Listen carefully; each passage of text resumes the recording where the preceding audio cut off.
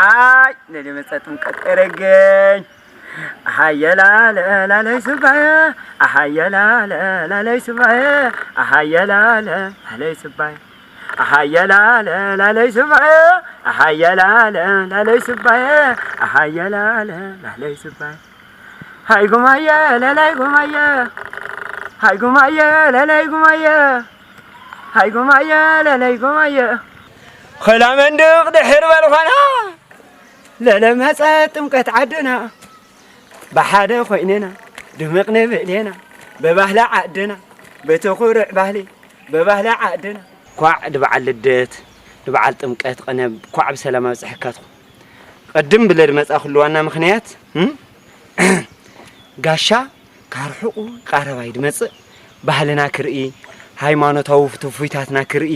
ሓድግታትና ክርኢ ፍቅርና ክርኢ ይኡ ማለት እዩ ካብ ምንም ነገር ነፃ ድኾነ በዓል ባህላዊ ሃይማኖታዊ ጥራሕ ድኾነ በዓል ናሕልፈና በሓደ ኣብ ዓድና ማለት እዩ ግን ኣነ ሓንቲ ነገር መልእኽትና ተንቅድምኻትኩም ዳኣነ ደቂ ዓዲ ሸምዝ ታዳንአ ና መልኣክ ምስሊ ዝተኾነ ካብ ቤተክርስትያን ውፅእ ኢሉ ፅርጋ ድምንታይ ብሓቂ ኣነ እኳ ካብቶም ሊቃውንቲ ትፈልጣ ይኾነይዋ ግን ና መልኣክ ምስሊ ድንህዎ ፈተለ በቤተ ክርስቲያን ጥራሕ ካድቃርብ ሸምዝና ብና አውሮፓ ይብና ካለ ዓዲ ስማው ሁሉ ደይናይ ሰብ ታደልዩ ከአዲስ አበባ ካውጪ ካብ ሁሉ ከባብታት ትግራይ ታደልዩ ዳብ ጥምቀት ዓድና ድመጽሎ ባህላ ዓድና خبرنا ፍቅርና ሓልዮትና ዳኾነ ይደልዩ ድመጽሎ ማንንም ሰብ ራየታ እንድሕል ኮይኑ ብና ራያ ባህሉ ደምቁ ድጥምቀት አማጫው ያጋኔና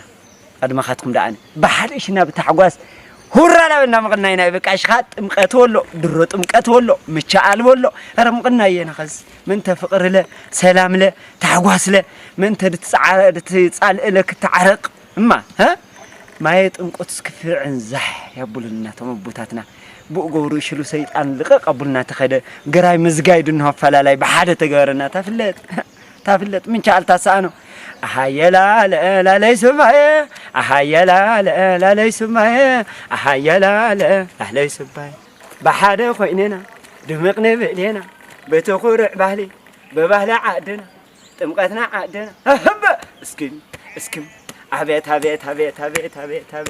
ها كي تقريته